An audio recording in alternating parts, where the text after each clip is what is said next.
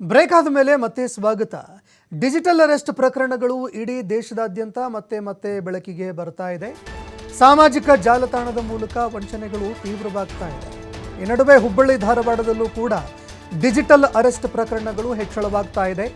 2 ವರ್ಷಗಳಲ್ಲಿ ಬರೋಬ್ಬರಿ 17 ಜನರಿಗೆ ಡಿಜಿಟಲ್ ಅರೆಸ್ಟ್ ಮೂಲಕ ಪಂಗನಾಮ ಹಾಕಿದ್ದಾರೆ.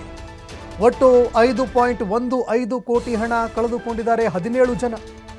5.15 ಕೋಟಿ ಹಣ ಕಳೆದುಕೊಂಡಿದ್ದಾರೆ. ಇನ್ನು ಪೊಲೀಸರು ಈ ವಂಚಕರ ಬೆನ್ನತ್ತಿದ್ರೂ ಕೂಡ ಈವರೆಗೂ ನಯಾ ಪೈಸೆ ಸಿಗುತ್ತಾ ಇಲ್ಲ.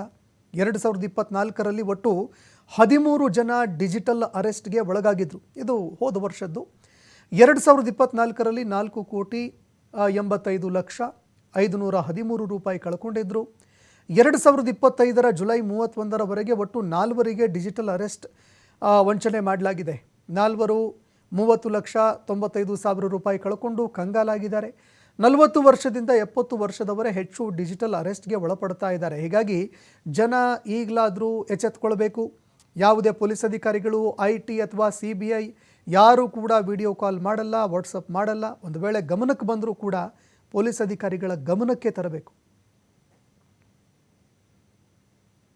ಈಗ ಸೈಬರ್ ಅಫೆನ್ಸಸ್ ಏನಿದೆ ಇದು ಆರ್ಡರ್ ಆಫ್ ದಿ ಡೇ ಅನ್ನಂಗಾಗಿದೆ. ನಾವು ಗಮನಿಸಿದಂಗೆ ನಾನು ಹಿಂದೆ ಗುಲ್ಬರ್ಗ ಜಿಲ್ಲೆ SP ಇದ್ದೆ. ಅಲ್ಲಿ ಸುಮಾರು 40 ಪೊಲೀಸ್ ಸ್ಟೇಷನ್ ಇತ್ತು. 40 ಪೊಲೀಸ್ ಸ್ಟೇಷನ್ ಸೇರಿ ಪ್ರಾಪರ್ಟಿ ಅಫೆನ್ಸಸ್ಸಲ್ಲಿ ಹಣ ಆಗಲಿ, ವ್ಯಾಲ್ಯೂಬಲ್ಸ್ ಆಗಲಿ, ಗೋಲ್ಡ್ ಆಗಲಿ, ಡೈಮಂಡು, ಸಿಲ್ವರ್ ಇದನ್ನೆಲ್ಲ ಕಳ್ಕೊತಿದ್ದು ಸುಮಾರು 4ರಿಂದ 5 ಕೋಟಿಯಷ್ಟು ವಸ್ತುಗಳು.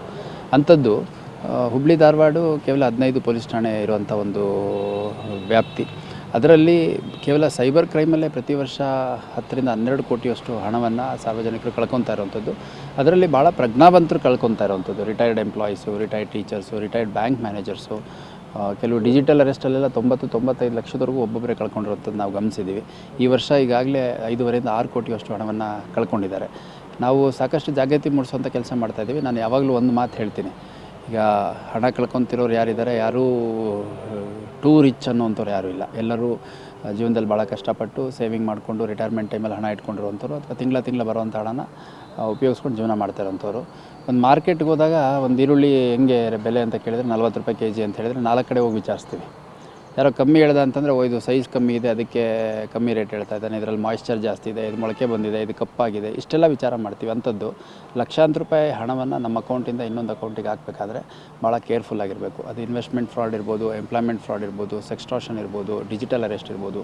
ಯಾವುದೇ ಇದ್ದಂಥ ಸಂದರ್ಭದಲ್ಲಿ ₹1 ನೀವು ನಿಮ್ಮ ಅಕೌಂಟಿಂದ ಬೇರೆ ಕಡೆ ಟ್ರಾನ್ಸ್ಫರ್ ಮಾಡಬೇಕಾದ್ರೆ ಕೂಡ 10 ಸರಿ ಯೋಚನೆ ಮಾಡಿ ಅದ್ರ ಬಗ್ಗೆ ಯಾರಿಗೆ ನಾಲೆಡ್ಜ್ ಇದೆ ಅಂಥವ್ರನ್ನ ಕನ್ಸಲ್ಟ್ ಮಾಡಿ ಶ್ರಮಪಟ್ಟು ಗಳಿಸಿದಂಥ ಹಣನ ಕಳ್ಕೊಬೇಡಿ ಅಂತ ನಾನು ಮನವಿ ಮಾಡಲಿಕ್ಕೆ ಇಷ್ಟಪಡ್ತೀನಿ. ಈಗ ಸೈಬರ್ ಅಫೆನ್ಸಸ್ ಏನಿದೆ ಇದು ಆರ್ಡರ್ ಆಫ್ ದಿ ಡೇ